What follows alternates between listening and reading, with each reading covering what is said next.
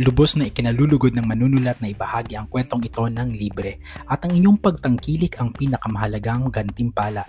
Gayunpaman kung sa tingin ninyo ay karapat-dapat ang akdang ito ng karagdagang suporta, malugod naming tatanggapin ang namang inyong maiaabot.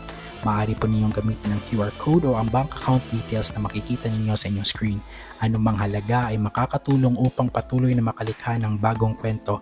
Para sa mga katanungan o iba pang concern, maaari po kayong mag-email sa address na nakalagay din sa inyong screen. Tandaan po na hindi ito sa pilitan, kundi isang voluntaryong pagsuporta lamang. Maraming salamat po. Kung nag-e-enjoy ka sa mga kwento sa channel na ito, i-click mo lang yung subscribe button sa baba at para sure na hindi ka maiwan, i-on mo na rin ang notification bell para ikaw ang unang makakita ng bagong upload namin. Ang nilalaman ng akdang ito ay buong-buong katang-isip lamang. Lahat ng mga pangalan ng tao, lugar o pangyayaring inilarawan ay mula sa malikhaing imahinasyon ng manunulat. Kung mayroon mang pagkakahawig sa mga pangalan ng tao, lugar o insidente sa tunay na buhay, buhay man o yumao, ito ay hindi intentional at isa lamang purong nagkataon. Bago po ako magpatuloy, nais kong ipaalam na ang mga sumusunod na bahagi ng istorya ay naglalaman ng mga scene at tema na hindi angkop para sa lahat ng nakikinig. Ang kabanatang ito ay naglalaman ng matinding emosyon, sensitibong sitwasyon at paglalarawan ng intimacy na may temang rough o mapangangkin. Kung sa tingin ninyo ay hindi ninyo magugustuhan o makakapagdulot ng discomfort, malaya po kayong mag-skip sa mga bahagi o kabanata na mas komportable kayong pakinggan. Maraming salamat po sa pag-unawa. Habang mahimbing akong natutulog sa tabi ni Nathan, biglang nahulog ang isip ko. Hindi sa panaginip, kundi sa isang kawalan, walang tunog, walang hanggan. Sa gitna ng kadiliman, isang figura ang lumitaw. Hindi ko makita ang mukha, ngunit ang tinig niya ay napakalakas. Muli tayong nagkita, Adam. Sino ka? Tanong ko, puno ng pagtataka at pagkatakot. Sumagot ang figura. Ako ang tagapangalaga ng tadhana, nagpatuloy siya. Hindi mo ako naaalala, ngunit ang katotohanan ay nakatanim sa iyong kaluluwa. Biglang nagbago ang ilaw, walang patumpik-tumpik, parang binuksan ng isang malaking pinto sa aking isip. Dumaloy ang lahat, ang mga pangyayaring hindi ko kailanman inisip na totoo. Nakita ko ang sarili ko bilang multo kasama si Nathan, ang lahat ng pag-iyak at pangungulila niya habang walang sawang hinahanap ako. Ang proseso ng aking pagbabalik sa mundo at ang malaking kapalit niyon. Ang desisyon kong kalimutan ang lahat para lang mapili ang katawang ito, ang katauhan ng bagong Adam, ang lahat ng sakripisyo na ginawa para lang makabalik ako. Naramdaman ko ang pag-agos ng luha. Wala akong matandaan ni isang detalye, ngunit ramdam na ramdam ko ang tunay na emosyon, ang pag-ibig, ang sakripisyo at ang katotohanan konektado kami ni Nathan mula pa noon. Habang pinupunasan ko ang aking luha, naramdaman ko ang tingin ng tagapangalaga. Ang kanyang tinig ay naging mas malinaw at mas mapuwersa.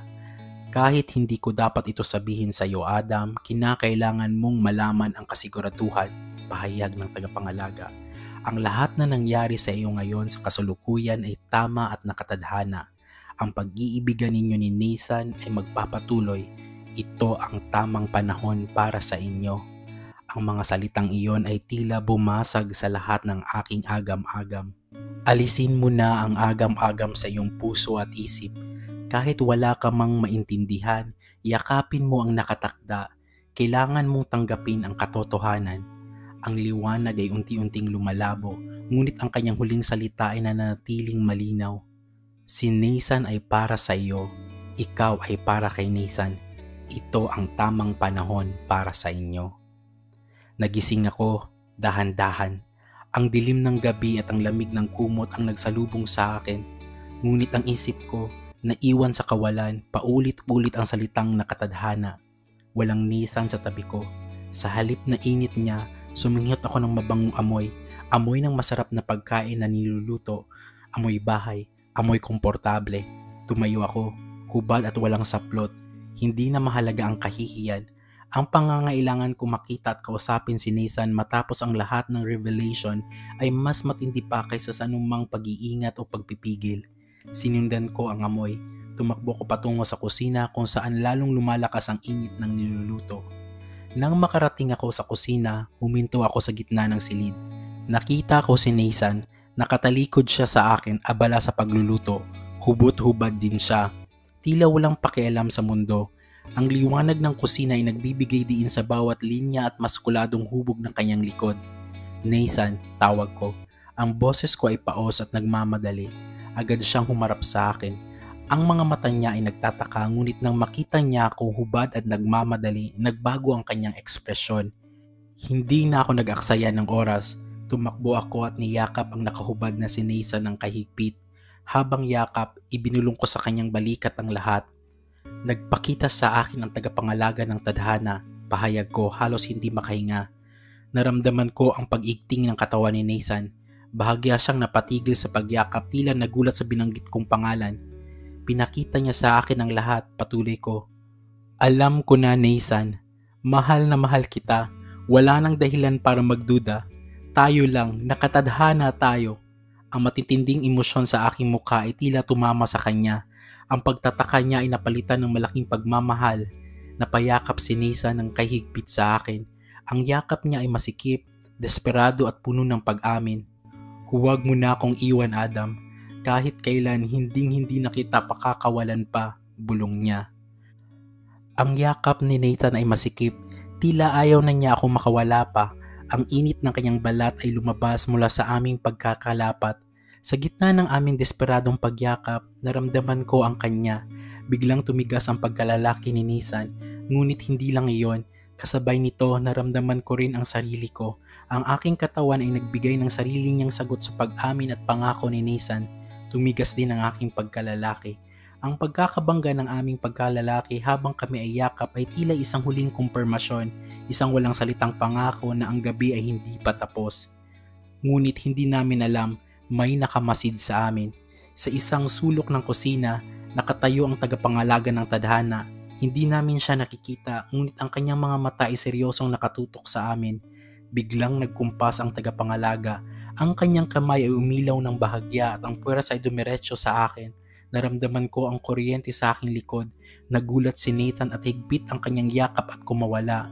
Mabilis akong humakbang palayo sa pagkakayakap. Walang dahilan, tanging ang matinding kaba at pagkaalarma ang nagtulak sa akin. Adam, anong nangyari? Hindi ako makasagot. Biglang nanginig ang buo kong katawan. Ang lamig at init ay naghalo at ang aking paningin ay nanlabo. Hinawakan ako ni Nathan. Adam, please tell me! Hindi ko nasagot iyon. Bago pa ako tuluyang bumagsak ay may lumabas sa tabi ko. Nang luminaw ang aking paningin, napatigil kami pareho ni Nathan sa matinding gulat at pagkalito. Sa tabi ko, nakatayo ang isa pang Adam, hubot-hubad din.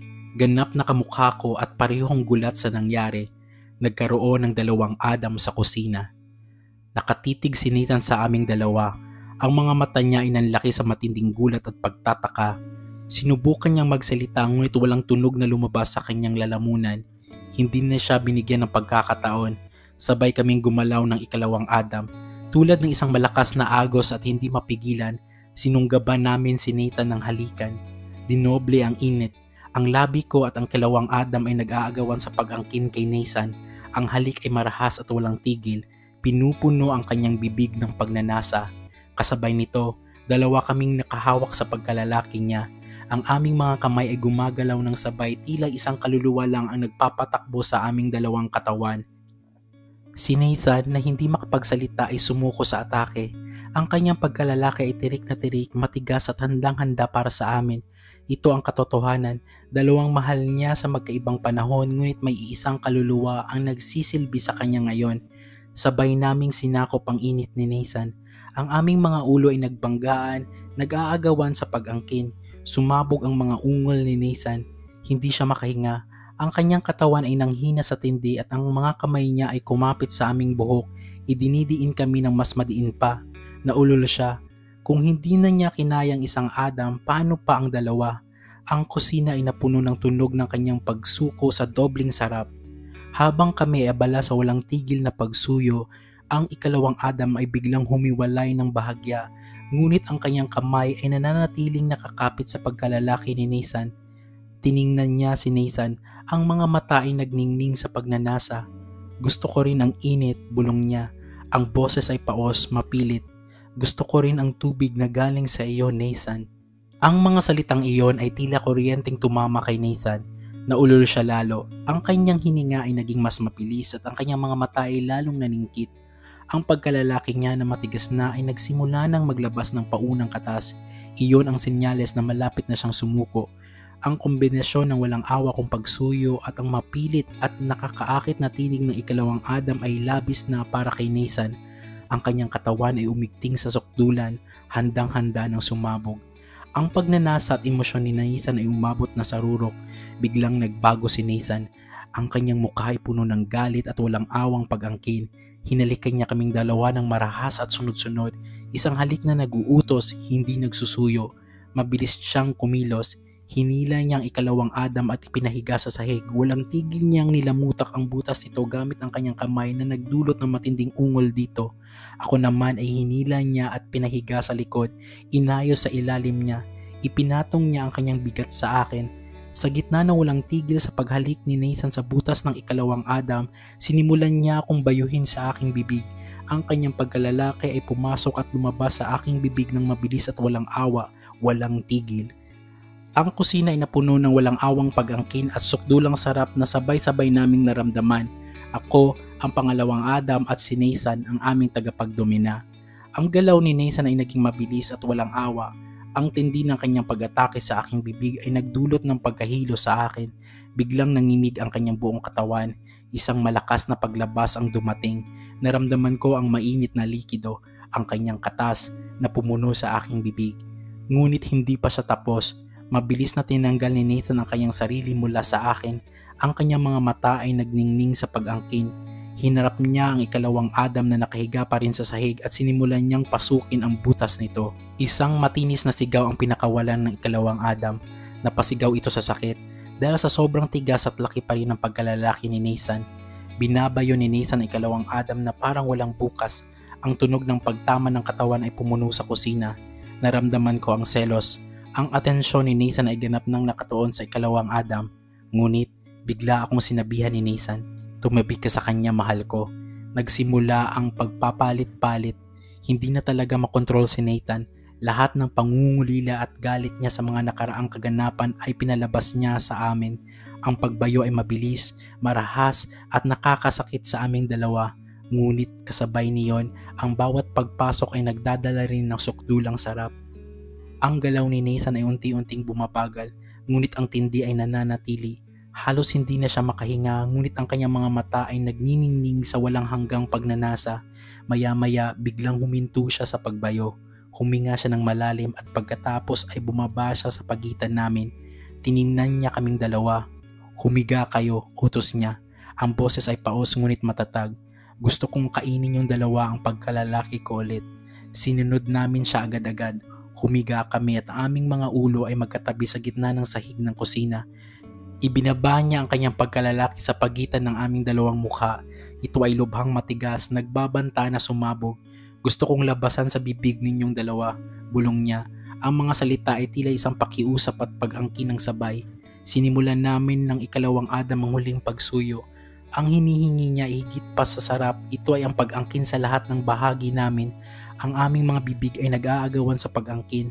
Ang mga ungol ni Nathan ay naging matinis at hindi na makontrol at doon sumabog si Nathan. Ang kanyang katas ay lumabas kasabay ng kanyang espesyal na napakainit na likido. Pinagsaluhan namin ang lahat. Ang dalawang Adam ay sabay na tinanggap ang walang hanggang pag-ibig ni Nathan. Nang matapos ang malakas na paglabas, huminga ng malalim si Nathan. Ang kanyang katawan ay bumigay. Maya-maya magkayakap kaming tatlo. Si Nathan ang nasa gitna. Ang init ng kanyang katawan ay nakadikit sa aming dalawa. Walang imikan. Tanging ang aming mabibigat na hininga ang naririnig. Ito ay sandali ng ganap na pag-iisa at kapayapaan. Ngunit ang katahimikan ay biglang nabasag. Naramdaman ko ang lamig sa aking tabi. Tumingin ako sa ikalawang Adam. Ang katawan niya ay unti-unting naglaho, parang isang hangin na dahan-dahang nawawala. Ang ikalawang Adam ay bumalik sa kawalan. Naiwan kaming magkayakapan ni Nathan. Dahan-dahang inangat ni Nathan ang kanyang ulo at tiningnan ako ng may malalim na pagmamahal. "Nagsiselos ka ba?" tanong niya. Ang boses ay paos. Ngumiti ako. "Konti lang, mahal ko." Ngunit habang hinahaplos ang likod niya, "Ako din naman iyon eh." Tumawa si Nathan ng mahina. Tinanong ko siya habang hinahalikan ng kanyang noo. Ano ang pakiramdam, Nathan? 2 Adam ang nagpapasaya sa iyo. Tumingin siya sa akin ng seryoso. Sobrang grabe, mahal ko. Iba na nga ang dating ng isang Adam sa akin. Paano na kung 2 magkaparehong Adam? Bumangon siya at inayos ang aming mga katawan. Halika na, sabi niya, habang tinuturo ang niluto niya kanina na ngayon ay malamig na. Kain na tayo. Hindi pa tayo kumakain simula nung pagising mo kaninang umaga. Puro bakbakan na lang ang inatupag natin. Tumayo kaming 2, nagkuha ng tuwalya at sabay na nagtungo sa lamesa. Iisang plato ang ginamit namin. Magkatabi kaming kumain at nagsusubuan kami na parang mga teenagers na bagong in love. Sa bawat subo, nararamdaman ko ang payapa at ganap na pag-ibig na matagal naming nawala. Nang matapos kaming kumain, ang pagod mula sa matinding gabi ay biglang naramdaman namin. Nagdesisyon kaming maligo, sabay kaming pumasok sa shower. Ngunit ngayon, wala nang pagnanasa o bakbakan ang nangyari. Sa halip, pinagsilbihan ko si Nathan. Ako ang gumagalaw. Sinabunan ko ang kanyang buong katawan, hinugasan ang kanyang buhok at minasahe ang kanyang likod. Ang bawat galaw ko ay puno ng pagmamahal at pasasalamat, isang tahimik na paraan ng pagsasabi na nandito na ako at hindi na aalis. Pagkatapos maligo, sabay kaming nagpatuyo. Ang katahimikan sa pagitan namin ay komportable at puno ng kahulugan. Pagkatapos, humiga kami sa kama, magkayakap at wala pa ring saplot. Ang init ng aming balat ay nagbigay ng payapa at malalim na seguridad. Tahimik lang kaming nakahiga. Ang katawan ni Nathan ay payapa, ngunit ang kanyang hininga ay nagsasabi na gising siya at may malaking bagay siyang gustong sabihin. Maya-maya, dumilat si Nathan. Ang aking kamay na nakapatong sa kanyang dibdib ay dahan-dahan niyang kinuha. Iginiya niya ito pababa at inilapit sa kanyang pagkalalaki na unti-unting tumitigas sa ilalim ng aking palad. Ngumiti siya. Huwag kang mag-alala, walang mangyayari, mahal ko. Gusto ko lang habang nag-uusap tayo nilalaro mo ang pagkalalaki ko ng banayad. Sinunod ko siya at nagsimula siyang magsalita. Tungkol ito sa business, Adam. Plano kong ibigay ang buong Montenegro business empire sa iyo pag nawala ako. Nanigas ako. Agad akong tumigil sa paggalaw. Ayaw kong marinig ang salitang iyon. Ayaw kong pag-usapan ang pagkawala niya. Nagsimulang mamasa ang aking mga mata. Ngunit hinawakan niya ang aking pisngi. Huwag kang umiyak, mahal ko. Let us face it. Alam mo naman ang numbers, hindi ba? I am 55 and you are 30. Wala akong tagapagmana, mahal ko, kasi mas pinili kong mapag-isa simula nang mawala ka sa akin. Kaya pagkatapos natin dito sa isla, magsimula tayo. Tumingin siya sa aking mga mata. Sa akin ka uuwi. Maninirahan tayo bilang mag-asawa. Hayaan natin ang mga lawyers natin na mag-prepare sa documents for the merger. Ikaw ang bahala. I-retain mo ba ang Almazan o ang Montenegro? Ikaw din ang bahala kung gusto mong ipagsabi sa buong mundo ang relasyon natin o hindi. Ang importante, kasama kita sa mga nalalabing taon ko sa mundo. Hindi ko na kinaya. Binitiwan ko ang pagkalalaki ni Nathan at yumakap ako sa kanya ng kahigpit. Umiiyak ako. Umiiyak ako sa saya, sa pagmamahal at tiwala na ibinigay niya. At umiiyak ako sa lungkot dahil sa pagkawala na binabanggit niya. Niyakap ako ni Nathan ng kahigpit. Hinahagod ang aking likod hanggang sa ako ay kumalma sa kanyang bisig. Wala siyang sinabi. Tanging ang init ng kanyang yakap ang nagsalita ng pag-unawa. Kinabukasan, umuwi na kami. Habang lulan kami ng private plane, tiningnan ko ang isla mula sa itaas. Babalik tayo rito, mahal ko. Pangako ni Nathan habang hawak ang aking kamay. Para mapasyalan mo ng mas maayos. Napangiti ako. Salamat, Nathan. Ngumiti siya pabalik. Alam mo ba, matagal ko nang ipinangalan ang isla na ito sa iyo? Ito ang Adam Island. Lubos akong natuwa at napuno ng pagmamahal sa sinabi niya. Ang isla ay hindi lang tagpuan ng aming simula. Ito ay pag-aari na rin ng aming pag-ibig. Ilang araw ang lumipas matapos kaming makabalik ay naghahanda ng lahat.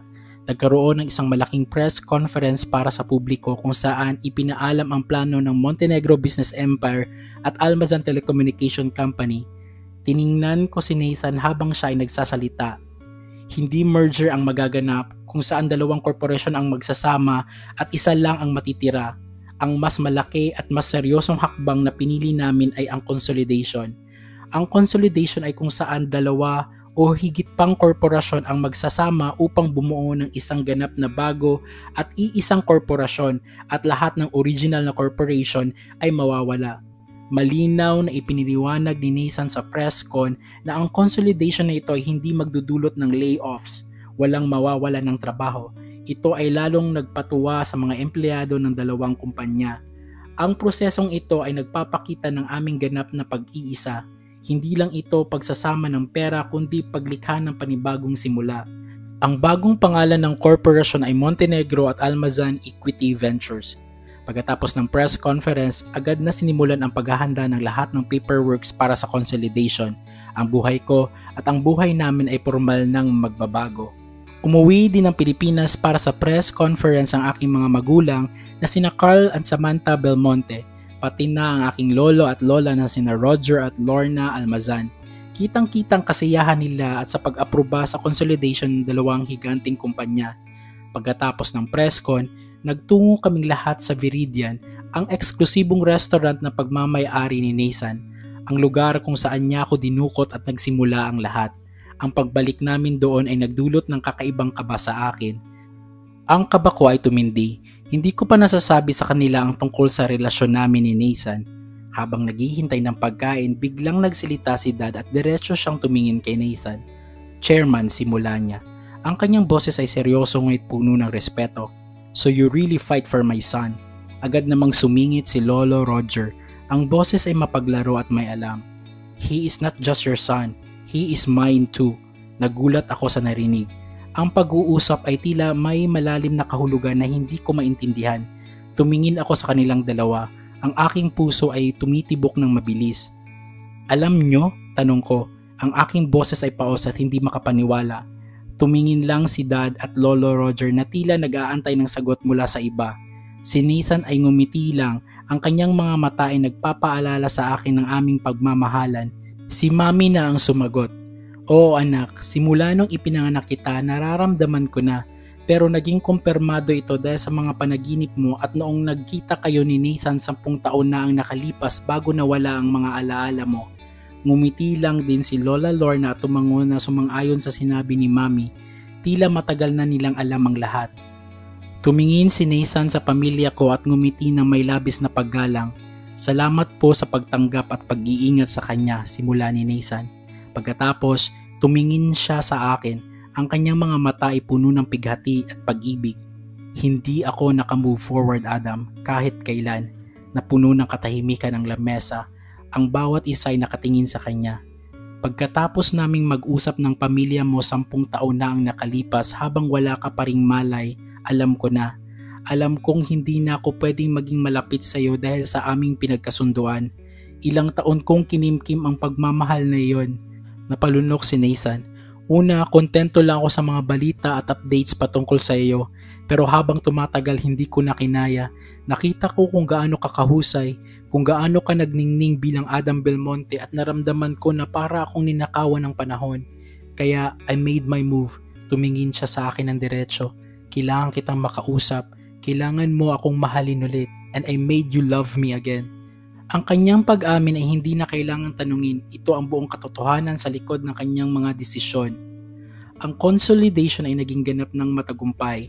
Ang Montenegro and Almazan Equity Ventures ay naging isang puwersang hindi mapigilan, lalo pang lumaki ang mga assets ng bagong kumpanya at lalo pa itong dinumog ng mga investors mula sa iba't ibang sulok ng mundo. Sa maikling panahon, ang Montenegro and Almazan Equity Ventures ang naging pinakamayamang kumpanya sa buong bansa. Nagsama na rin kami bilang mag-asawa, formal naming inilabas sa buong publiko ang aming relasyon. Gusto kong ipagsigawan sa lahat na mahal ko si Nathan. Maraming tumaas ang kilay at nagbigay ng mga negatibong komento tungkol sa aming edad at sa aming kasarian, ngunit mas madami ang na-inspired. Marami ang nagsabi na aming kwento ay patunay na walang imposible sa pag-ibig. Sa huli, ako na si Adam Belmonte Montenegro, isang business tycoon at asawa pa ng isang business tycoon na si Nathan Montenegro. Epilogue. Matapos ang isang mainit na bakbakan sa kama, nakatulog kami ni Nathan na magkayakap. Maya-maya ang aming kamalayan ay tila napunta sa kawalan. Walang oras, walang lugar. pareho kaming hubot-hubad. Tanging ang aming mga kaluluwa ang nakikita sa gitna ng walang katapusang itim. Doon nagpakita ang tagapangalaga ng tadhana. Tumingin siya kay Nathan. Ang kanyang boses ay makapangyarihan at may alam. Nathan, simula ng tagapangalaga, kailanman hindi ka papanaw hanggat nabubuhay si Adam. Ang kasalukuyan mong katawan ay mananatili sa ganoong wangis hanggat hindi tumatanda si Adam. Tatanda ka lang at papanaw kung tatanda at papanaw din si Adam, kaya ingatan mo siya. Naramdaman ko ang pag-asa sa mga salitang iyon. Sumagot si Nathan, matatag at walang pag-aalinlangan. Kahit hindi mo po sabihin, iingatan ko ang mahal ko. Salamat din sa regalong bigay mo. Hindi na kumibo ang tagapangalaga at kumumpas ang kanyang kamay. Agad kaming nagising. Ang aming silid ay may liwanag na ng araw. Nagising kami na magkasabay ng paghinga at niyakap namin ang isa't isa ng kahigpit. Ang pangakong walang hanggan ay nagdulot ng matinding kaligayahan sa aming dalawa. At nangyari na naman ang masayang bakbakan naming dalawa sa loob ng silid na iyon.